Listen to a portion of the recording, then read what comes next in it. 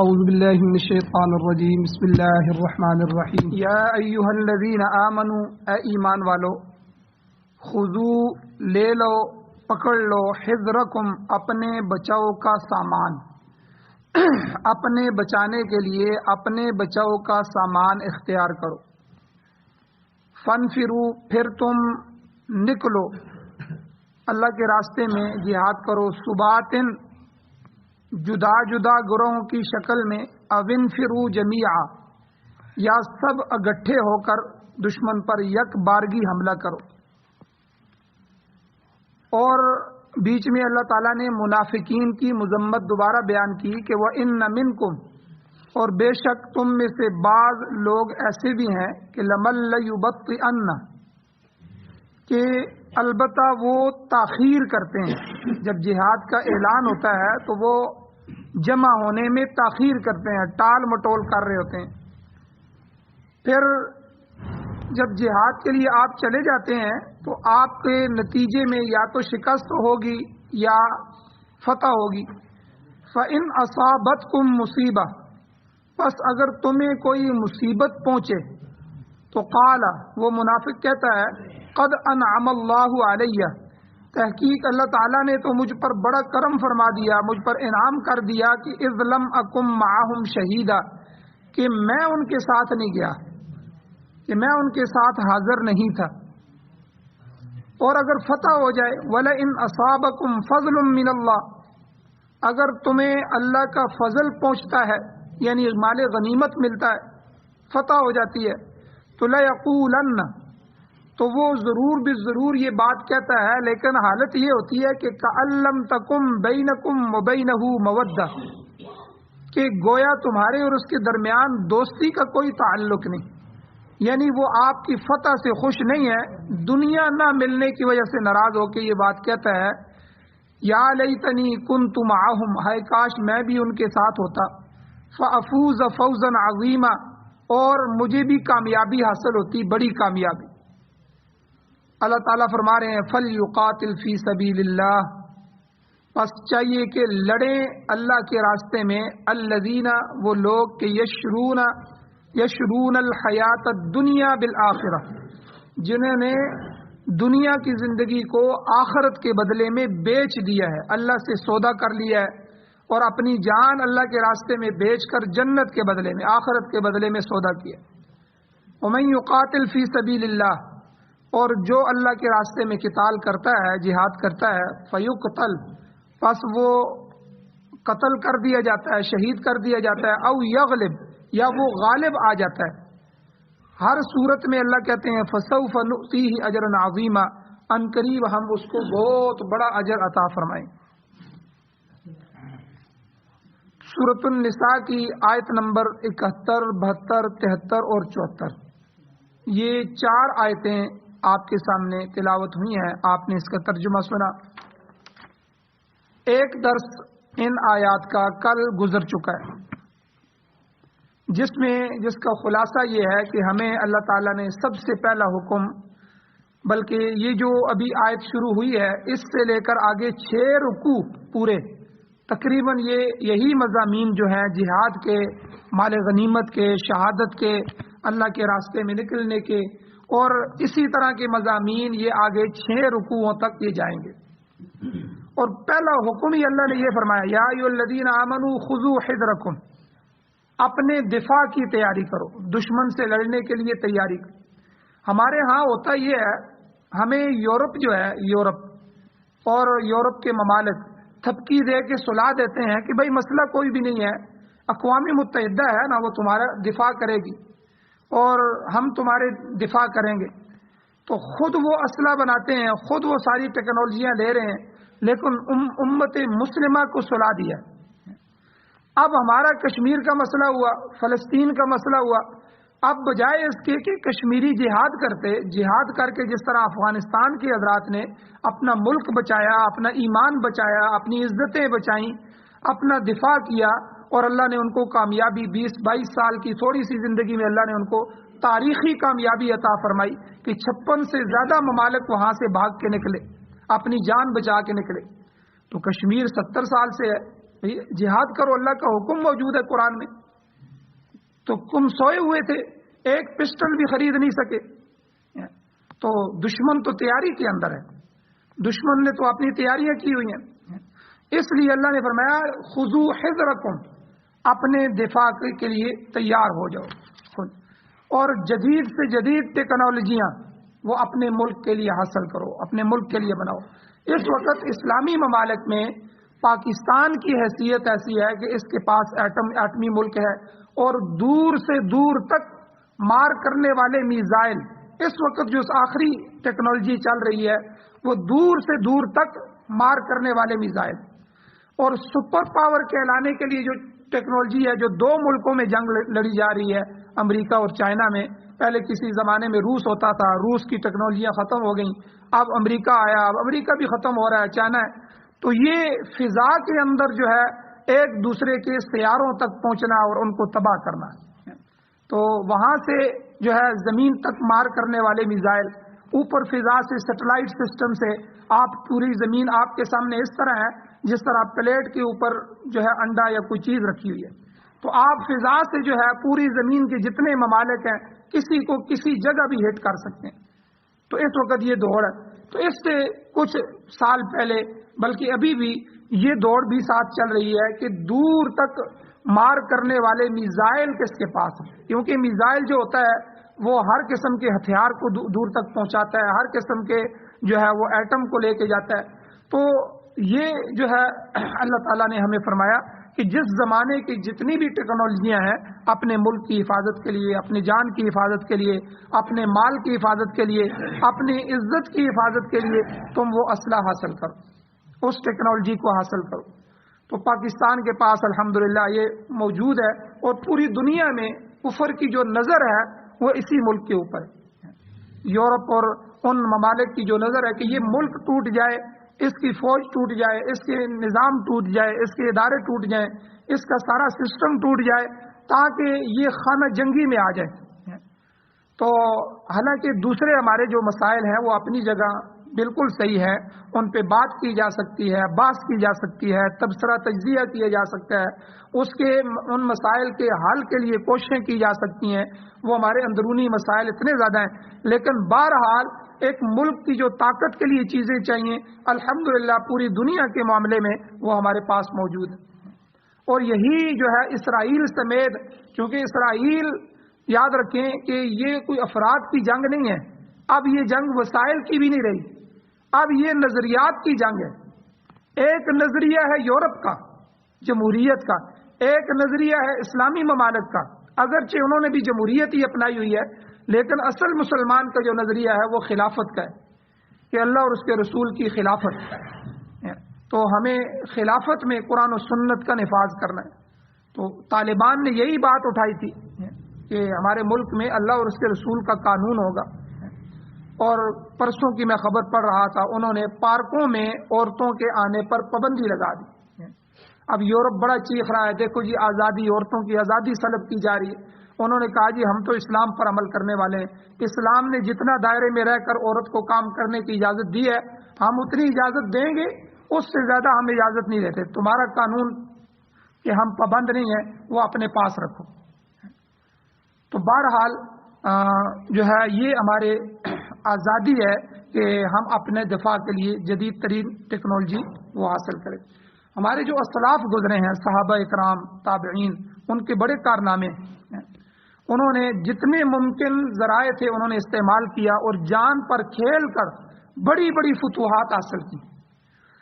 یہ جو طارق بن زیاد اور صلاح الدین ایوبی، آج ہمارا نوجوان ان کی تاریخ نہیں پڑھ رہا، تو محمد بن قاسم، تو یہ لوگ کون تھے، ان کی تاریخ پڑھیں آپ حیران ہوں گے کہ دشمن نے ہمیں ان کی تاریخ پڑھنے سے منع کر دی،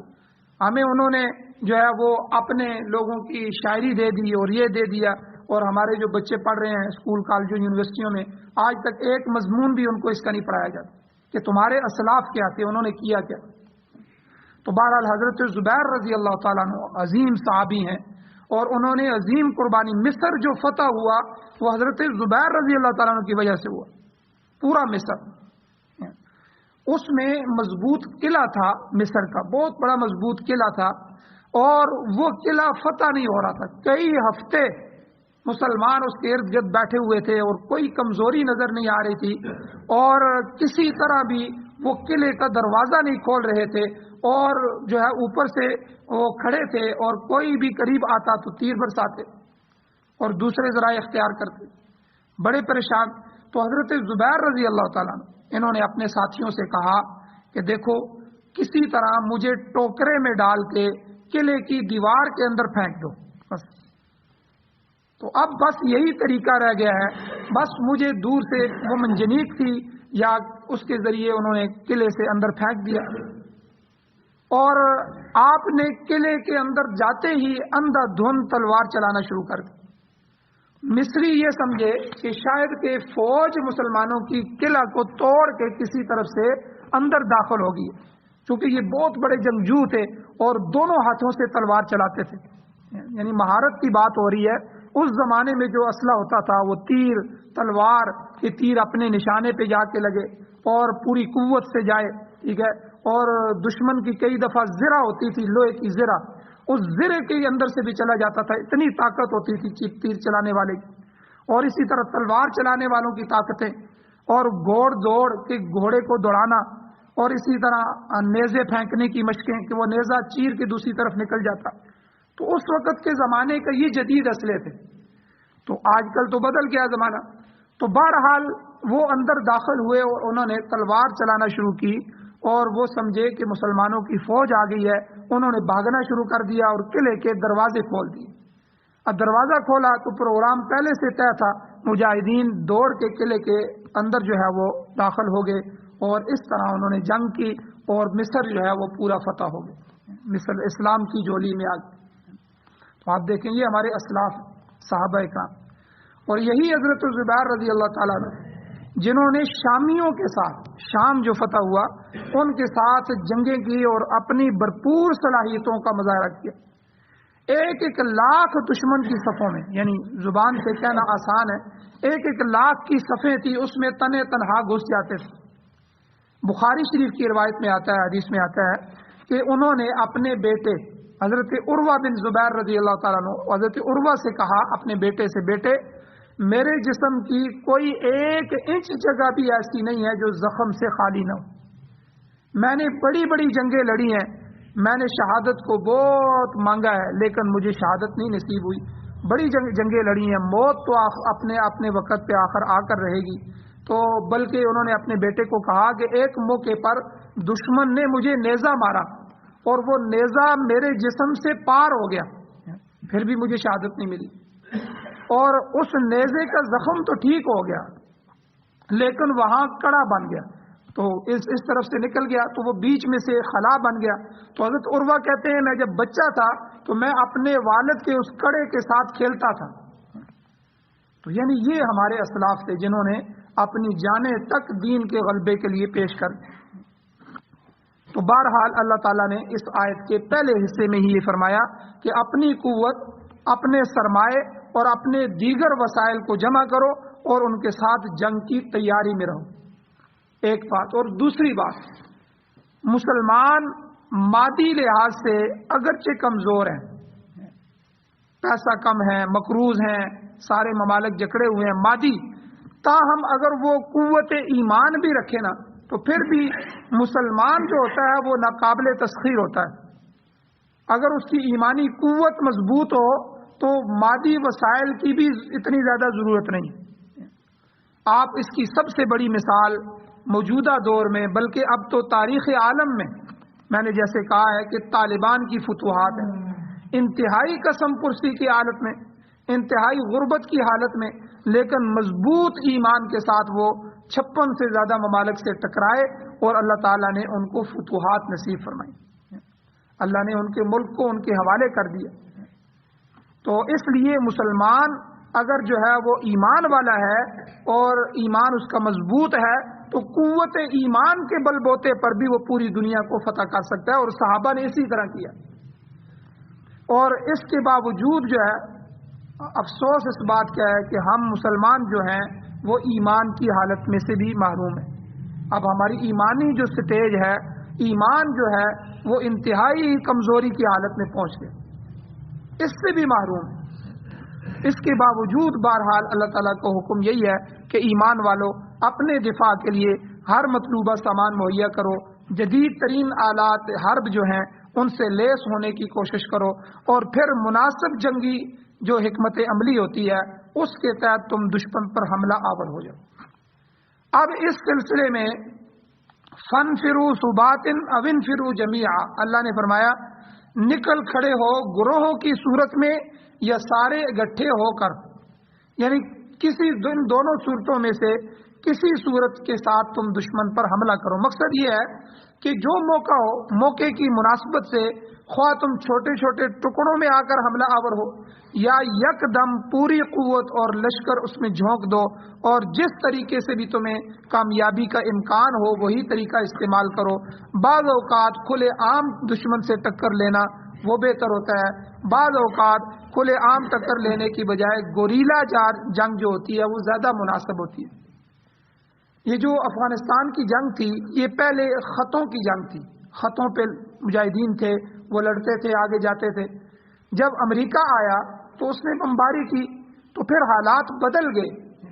کہ وہ سارے کے سارے پکڑے گئے، کچھ شہید ہوئے، تو انہوں نے اپنے آپ کو چھپا لیا۔ پھر اس کے بعد سے گوریلا جنگ شروع ہوئی،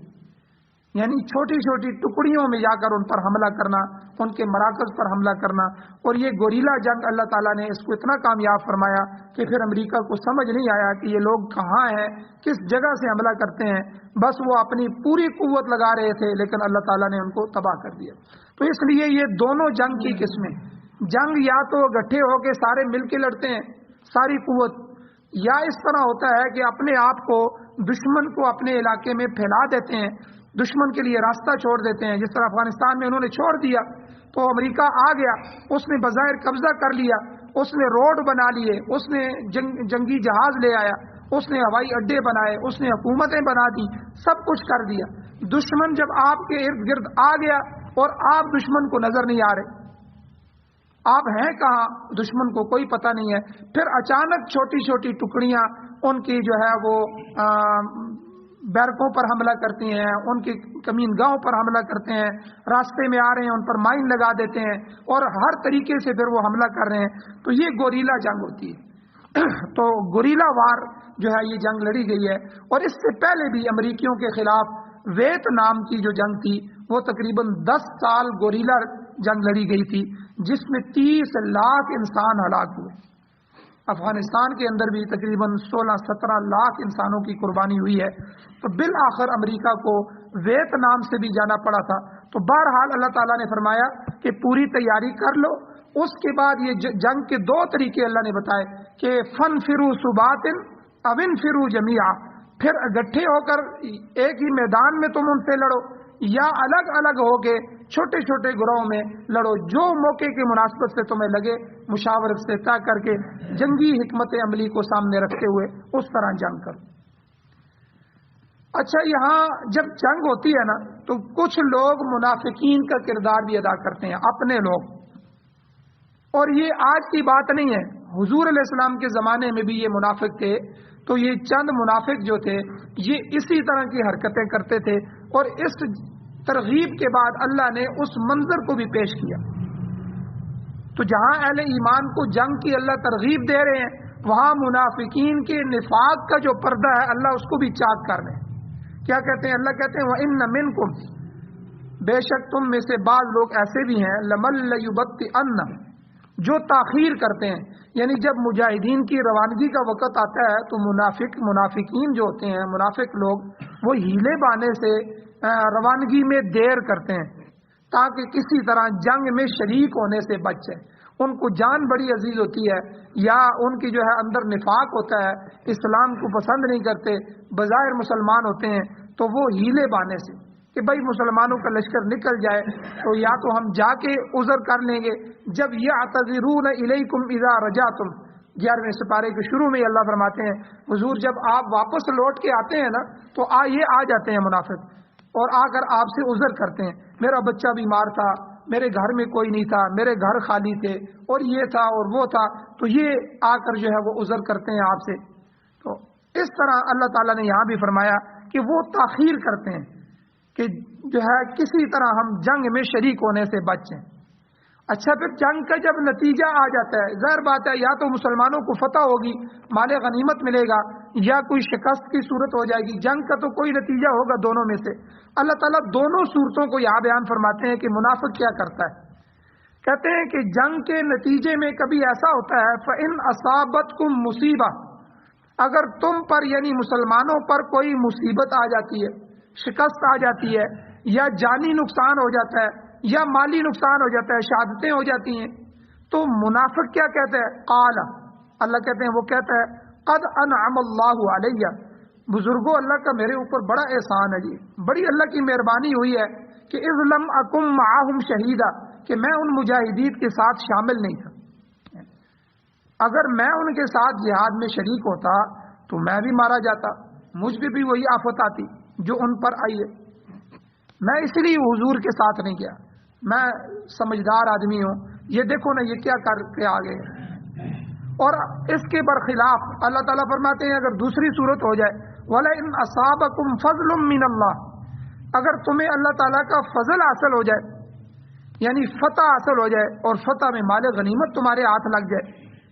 ٹھیک ہے، مال غنیمت کا مطلب دنیا جو ہے دشمن کا سارا مال، ہر چیز مل جاتا ہے، تو مال غنیمت مل گیا، تو پھر منافق کی کیا حالت ہوتی ہے؟ لَيَقُولُنَّ، پھر وہ کہتا ہے، ساتھ ہی بیچ میں اللہ نے اس کا حال بھی بیان فرمایا، حالت اس کی یہ ہے کہ کَأَن لَّمْ تَكُن بَيْنَكُمْ وَبَيْنَهُ مَوَدَّةٌ، گویا تمہارے اور اس کے درمیان دوستی کا کوئی تعلق نہیں ہے، اسے تمہاری دوستی نہیں ہے، تمہاری کامیابی پر قطعاً کوئی خوشی نہیں ہے۔ وہ اجنبی طور پر وہ یہ بات کہتا ہے یا لیتنی کنت معہم، ہائے کاش میں بھی مجاہدین کے ہمرکاب ہوتا، میں بھی ان کے ساتھ ہوتا، فافوز فوزا عظیما، تو مجھے بھی بڑی کامیابی حاصل ہوتی، تو مجھے بھی یہ مفاد حاصل ہوتا، مجھے بھی یہ مال غنیمت ملتا۔ تو اللہ تعالیٰ نے منافقین کی ان حالت کو بھی بیان فرمایا۔ آج ہم بھی اپنے ایمان پر غور کریں کہ ہمارا ایمان کس حالت میں، کیا ہم جہاد کے لیے تیار ہیں؟ آنے والا جو وقت ہے یاد رکھیں وہ بڑا سخت وقت آ رہا ہے، دجال کا وقت آ رہا ہے، یہ دجال کی جو احادیثیں ہیں یہ حضور علیہ السلام نے 1400 سال پہلے بتا دی، اور دشمن تیاری کر رہا ہے، اسرائیل یہودی تیاری کر رہے ہیں، سارے تیاری کر رہے ہیں، اپنے بچوں کو بھی کرا رہے ہیں۔ مسلمان کیا کر رہا ہے؟ کیا ہمارے بچوں کو اسلحے کی ٹریننگ حاصل ہے؟ کیا ان کے اندر ایمانی قوت موجود ہے؟ آپ برما کے مسلمانوں کو دیکھیں، دشمن کاٹنے کے لیے آ گئے اور وہ بیٹھے ہوئے ہیں، آگ لگا کے جا رہے ہیں، وہ جل رہے ہیں۔ بدھ مت جو ہے یہ ہمارے سامنے برما کے حالات آئے، کشمیر کے لوگوں کو دیکھیں، ٹھیک ہے، ایمانی قوت اتنی کمزور ہو چکی ہے کہ اپنے بس احتجاج احتجاج احتجاج، جھنڈے اٹھا لیے، بینر اٹھا لیے، اقوام متحدہ کے دفتر کے سامنے جمع ہو گئے، ہمیں انصاف دو، ہمارا یہ ہے ووٹنگ کرائی جائے، ہمیں کشمیر کو بھائی اس طرح کہاں کشمیر آزاد ہوتا ہے؟ مجاہدین نے تھوڑا سا ان کو ٹھکائی شروع کی تو اسی وقت انڈیا نے عالمی دباؤ ڈالا، اور ہمارے جو ہے فوجیوں نے، ہمارے معاملات تھے، مشرف کا زمانہ تھا، انہوں نے باڑ لگا دی کہ یہاں سے کوئی مجاہد داخل ہی نہ ہو سکے،